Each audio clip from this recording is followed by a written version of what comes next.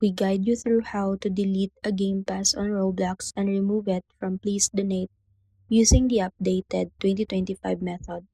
First, open your browser and go to the Roblox Creator dashboard, then log into your account.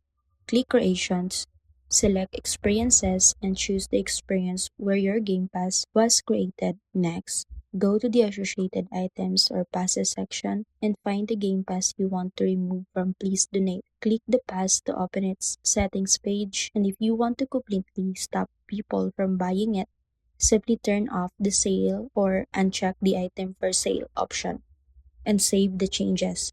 This effectively removes the ability to players to donate through that Game Pass and Please Donate.